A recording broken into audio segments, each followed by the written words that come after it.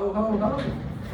Merry Christmas, everybody. It's the Christmas edition. This is, we are live, recorded. Coming to you live from a pre-recorded video. We are virtually tasting along with you, for those of you who can't be here in about an hour, for our tasting. Right on time again, Jeff. Yeah, so virtually, you know, those of you that can't spend time with us here at Old North State downtown Mount Airy, where we taste 4 wines, we put together a little box of goodness for you so that you can enjoy wines and not miss out. Of course, we try to cover about 200 wines a year, 4 significantly different wines every single week. And we've covered over 1,000 wines. It's fantastic. We got all these little videos out there too that proves that we've been doing something. Because we started doing the virtual at COVID, right? So next time somebody says you guys don't do anything, hey, we got the like, nah, we got video proof. YouTube.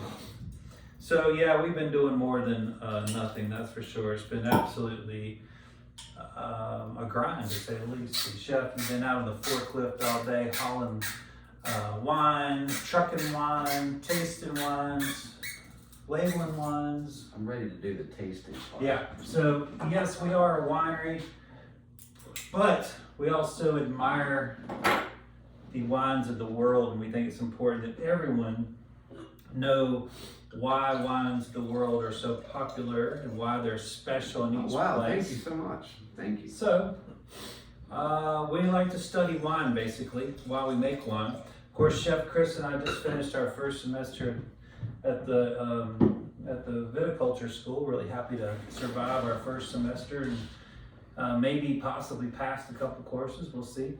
But one thing's for sure, we learned, and that's really what's important. We were there to learn, not necessarily, we're not necessarily degree guys, but we were there to learn. We learned an infinite amount, it seems like, of knowledge from our professors there. Sarah and David were very, very good to us. So cheers to them. Merry Christmas and Happy New Year to them as they hopefully get a little break. I know they've been doing it pretty hard. All right, well, let's talk about this first one.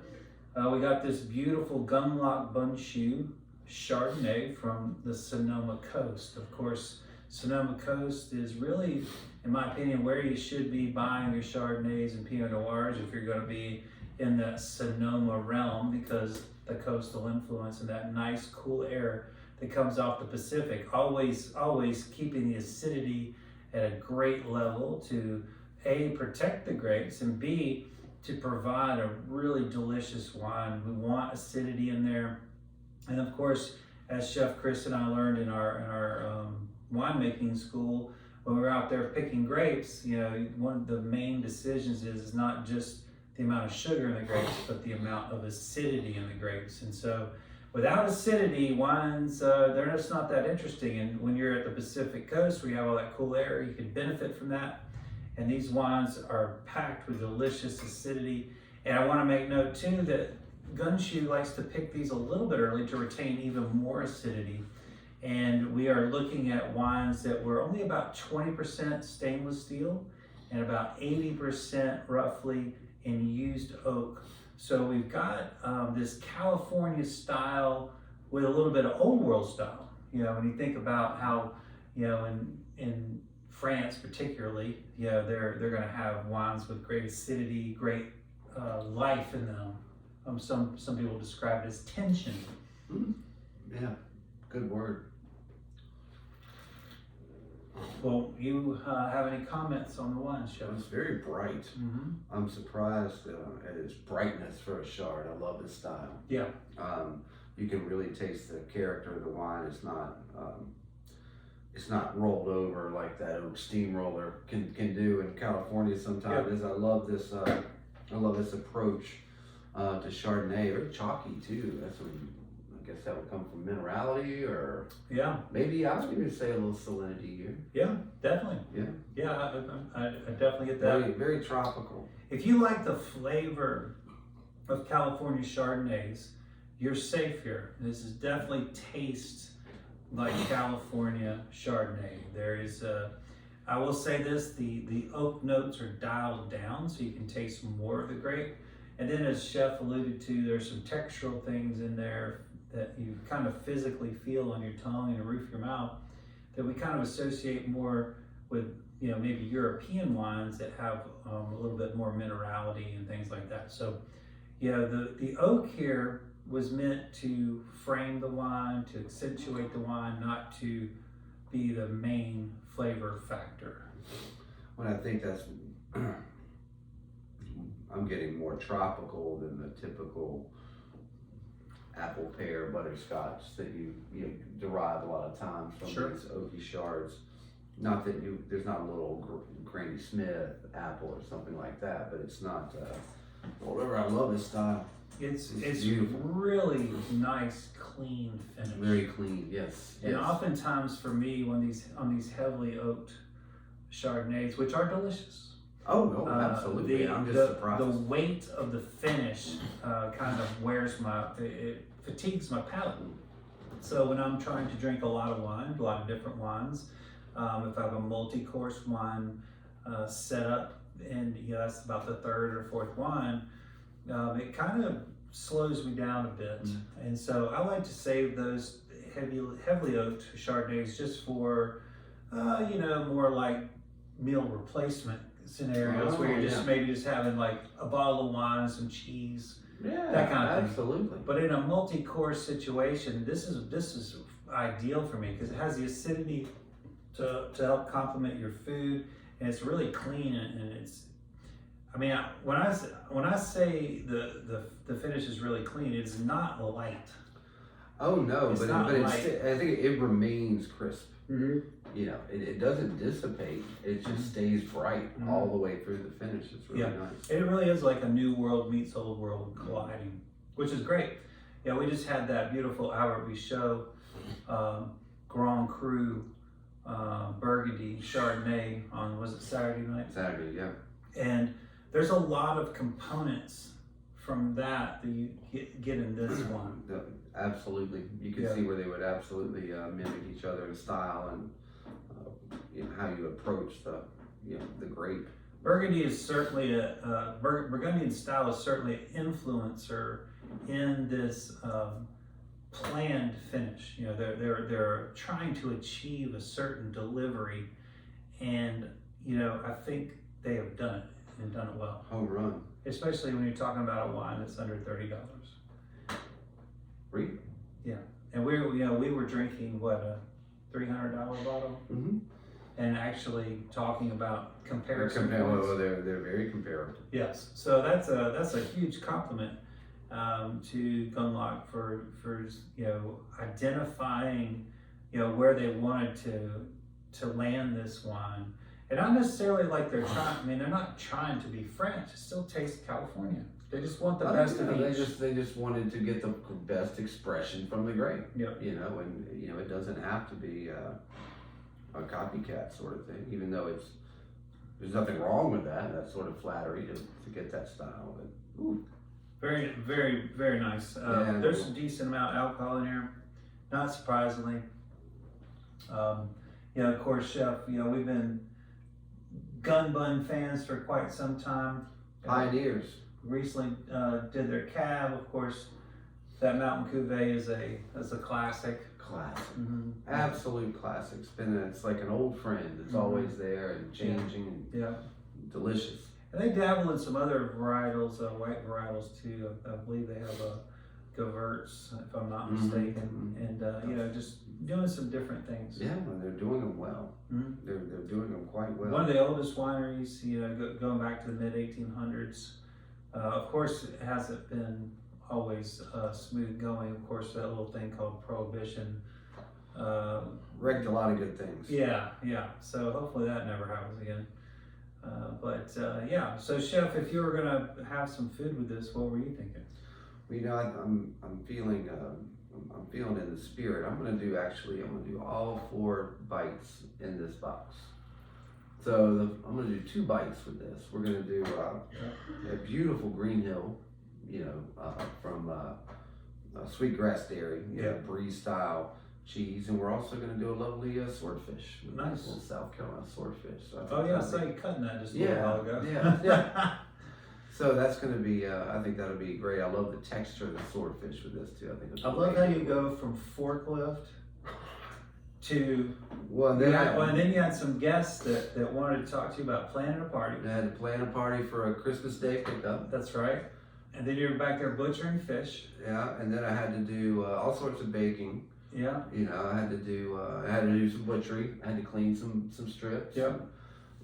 Clean some fish. Had to put some cheese boards together, do an au gratin. Had to get all the weekend orders in. And get those in. Yeah. The glamorous side. Then family meal for somebody who wanted to take a meal as a gift to a family. Nice. Do that together. So yeah, now we're drinking wine. Yeah, for a few moments. And then it's back at it, right? Yeah, but that's a good thing. And then we had that wonderful lunch you brought too. Delicious. Yeah, that was fun. So, well, I mean, Chef, that's generous. You know, it's Christmas time, right? And I think everybody should be indulging in something nice. And I think this is the kind of wine that is indulgent without the price tag. It certainly is a gift when you get that much wine for that price. I mean, it goes beyond the value. It feels like a gift. I gotta tell you, these tears are awfully sluggish, Chef. Look at them; they're struggling. They're not on the black diamond slope. These are on the kitty slope. Oh, it's over 14%. That explains it. Yeah. Well, another stunner from Gundlach. What can I say? Consistent year after year. This happens to be the 20. I think it's 21. Yep, 21. So good 3 years on that. And here's, gosh, I guess our next video will be for the last one of the year. Where did it go? And we got another No idea where the time. turn the calendar. You know, it was just the 4th of July, and now here we are. Wow. Yum, yum. It goes fast, but it's been a good year. Yeah, we've had a lot of remarkable things going on around here. It's been a good year. And I hope that everyone out there gets to see someone they care about or talk to them on the phone over the weekend. I'm going to drive down and see my dad, my stepmom, my sister-in-law, my brother. Always a nice trip. And hopefully dominate them in board games and cards. And remind them what the season is all about. It's all about winning. Winning. Yeah. At all costs. Of course, there's so many of my family members scattered about. Thank you so much. I won't get to see them all. But eventually I'll catch up with them over the next several weeks. Yeah, and that's one of the advantages of January. You can kind of catch up with some folks.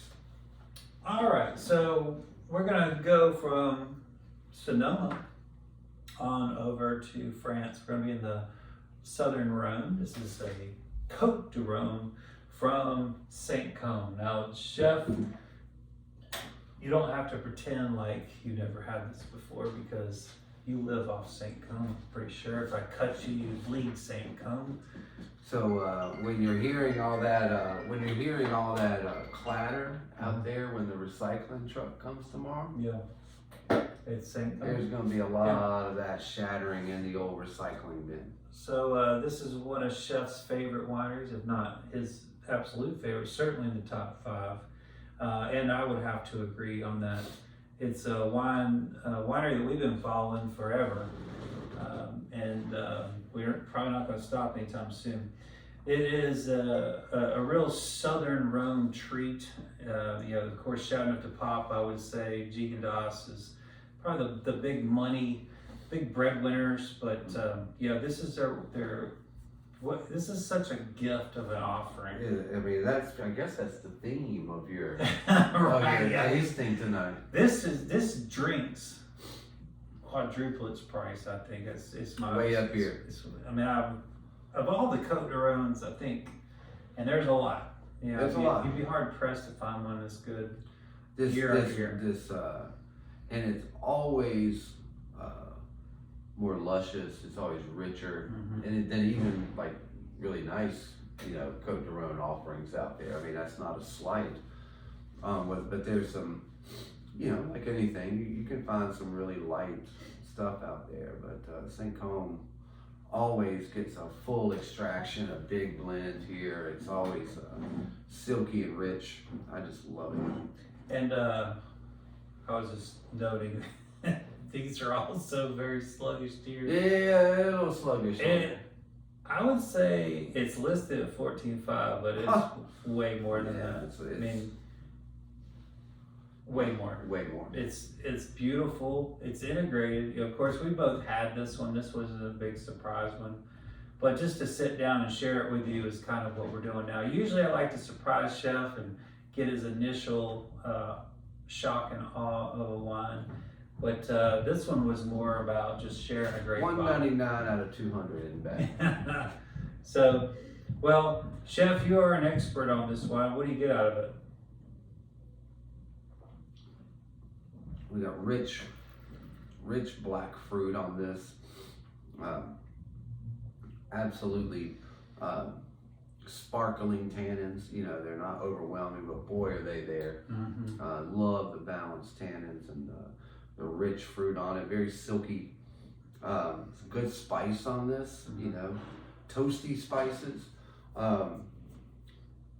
It's like a blanket. It's like a warm blanket. Like when you're sick and you're getting those cold chills, yeah. and you wrap yourself in your favorite blanket, and it just it comforts you. Yeah. Right here. That is a great description.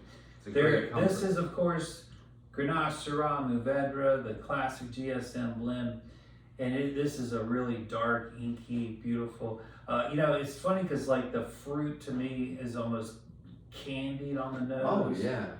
It's super concentrated to the point where it almost seems like it's not real fruit flavors. It's really, like Chef said, dark fruits, super dark fruits.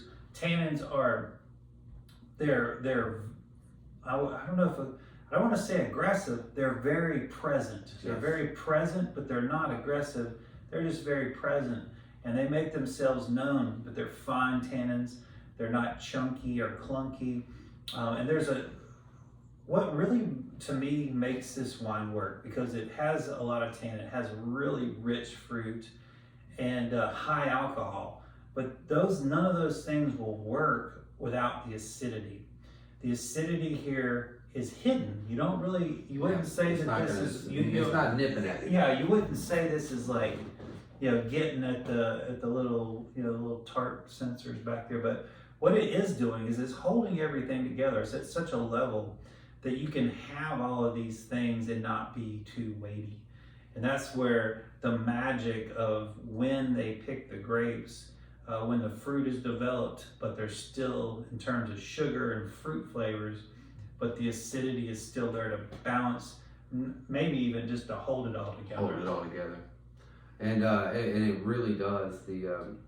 I always feel like, this blend, I think the Syrah is kind of leading the charge here, where most Côtes de Rhône, you're going to get Grenache in the front, and Mourvedre and Syrah are kind of the blenders, the bound. I feel like Syrah drives the bus on this. It sure does taste like it. Mm-hmm. And the thing about blending, it's not an exact ratio.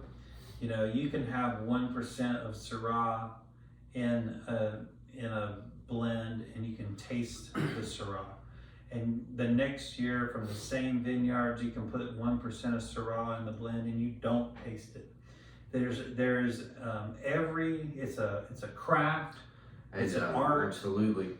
Yes, it's science-based in terms of you're still working with, alcohol and acid and things like that. But ultimately, the way wines blend together, their ultimate final taste is not scientific. The way they react to one another is different each and every time. So there's science, chemistry, biology, and the art, and they're all important. They're all important, and it's in different stages of the year too. When you're making your wines, when you're bringing them in from the field, and you're fermenting them, and you're stabilizing them, and you're doing all these things. There's so much chemistry involved in that. There's so much testing, so many additions. But once they're stabilized, once they're filtered and they're in tank or in barrel. You know, winemakers set aside a generous portion of the year, usually in the early spring, late winter, and they just do blending trials. Yeah. And so, you know, this is a big part of what a winemaker does after the year's wines have been stabilized and they're settled. You know, that's when they're blending. That's when they're using these wines as a tool. And I think, you know, that's the payoff. You know, all that chemistry, you know, all that science that's gone on from the harvest to where you are in that day. Then it's time to have fun. Mm-hmm. You know, then it's time to taste and blend and see where they're going to be. And I think that's a nice reward to do before you start blending and bottling and aging. It's a lot of fun. Man, And they're different every year. it's really nice too, because the Côtes de Rhône is considered by many to be a table wine, something you can afford to drink at leisure. Don't have to worry about the pricing as much, and so you can really pound through it should you want to. And it's also versatile for pairing. You know, it's designed to be, you know, I mean, obviously, I mean, it's still a big red. You're not going to pair with things that go with a light white, but you know, it's more versatile than, let's say, a Napa Cab. But hence the table wine designation. You just set it on the table, whatever you're having. roll with it. You know, because like this would go great with Italian food. Oh God, that And a lot of people stewed sauces. Yeah, Mushrooms, tomato paste. tomatoes, Yeah. But chef, there's something that that I do find always intriguing about St. Côme is that they're thought provoking. Even their simple wines. I'm sitting here and it's really opening up to me a little bit. I'm getting, you'd mentioned mushrooms. I kind of got like a balsamic marinated mushroom. The balsamic, great call. And remember how we used to marinate portobellos in balsamic? That's what I'm grilling. That's perfect. That's what I got. And then of course licorice is starting to pop here. That's something that and just maybe a little cocoa dust, a little powder. You're always going to get some licorice or fennel in sausage, which again is a staple of Italian food. The anise, and pasta. So you're always going to get those complementing profiles. For I think this also, if you did like a really nice, a Chinese beef broth, bone broth. Then we have the star anise in it. That's some kind of this. So you get into all that. That opens up a big chunk of Asian cuisine. And you would have a lot of mushroom stems when you're building that broth too. So I mean, that would certainly lend well. And even like the kind of the lighter like enoki mushrooms would work. Chestnut mushrooms. And the chestnuts. And then of course it's big enough also to handle maitakes, shiitakes. Well, it's earthy. I mean, it's an earthy wine. But it, you know what I mean? It's complementary on both ends of the spectrum. It could jump the fence, no problem at all. And then even the miso and ginger with this, it's gonna be the high notes, the high toned notes of this wine have no trouble at all with that. Right. Well, I think we've certainly given you plenty of options out there on what you may want to drink this wine with food-wise. Chef, is there anything that you have planned for their pickup pack? Yeah, I've got two. Again, we're going two food parcels with this wine. One we're gonna have. I did roasted Brussels sprouts. Then I wrapped them in prosciutto and gonna bake them again. A little drizzle of balsamic, so that'll be great. Kind of what we were talking about. Then I've got some roasted pork. I've got some prime grated roasted pork. Put that in the oven, seared it. I seared it with a little herb and honey. Braise that for a little while. I'm gonna slice that up. That's gonna be really nice. What is it, garrigue, that they call the herbs in France? I think it's called garrigue. It's the there's a lot in Europe. We saw it in Portugal, all over the place. I also saw it in Italy, where there's lots of big bushes of wild herbs everywhere, like rosemary, lavender, and sage, and thyme, and marjoram, and these there's a general term for all this herbaceousness called garrigue in France, and you usually get it from the red wines, and because these are things that are in the grapes or the vines And the vines, environment. yeah. You know, like so. Oh, they're gonna pick up on It's that. going to pick up. You know, I've always heard, you know, that wineries that plant eucalyptus trees on their property, their wines have some eucalyptus nature to them in the final wine. Well, we Yeah, certainly we're- saw a lot of that in Portugal, where in between the vines, you know, instead of mowing, they were planting herbs and wildflowers and you know, all these plants that, you know, the bugs found those more attractive. Yeah. So some were an attractant and some were repellent. Sure. You know, some of Distracting, of these herbs are very off-putting to pests, and so they avoid it and just go to find something easier. And some are actually drawing the pests to it, so they'll feast on the herbs and flowers and leave the vines alone. Yeah, yeah, and those naturally in the same environment together are going to Perfume the wine. yeah, I mean, it's just, perfume you the know, grapes. you can't help but be affected by the people you're around. And that's the same case for vines. I always think of vines as like people, because there's not one vine the same as the other. Like snowflakes. Yep. Except more delicious. And more quaffable. Right. So there you have it, another wonderful tasting. We wish you could be here, but we're so glad that you are at least staying connected with us as we march through the wines of the world. You know, it's we got one more week in 2023, and then we'll be, you know, got a whole another year of exciting wines. You know, we're gonna do some traveling and look for some more wines as well, because you know there's too many delicious wines out there to be stuck in a rut. And yes, we do drink beers and wines and liquors and everything, but there's something just very there's a spiritual, or there's some kind of deeper connection with Deeper connection with wines, because they are so defined by one particular harvest, one particular year, and all the things that go into it, and the traditions and cultures and influence that play into it are so different than the factory-esque production of other spirits and fermented beverages. That oh, you're right. I mean, there's a romance for sure. There's a romance and it never ends. Yeah, because it changes every year. It's steeped in tradition, but it's always new. It's so cool. Yeah, really. Yeah, that's you got a foot in the past and a foot in the future. It's a wonderful thing. Well, thank you again for watching our videos. Look forward to seeing you with a couple more wines next week. Until then, have a Merry Christmas. Merry Christmas. Thank you for spending this time with us.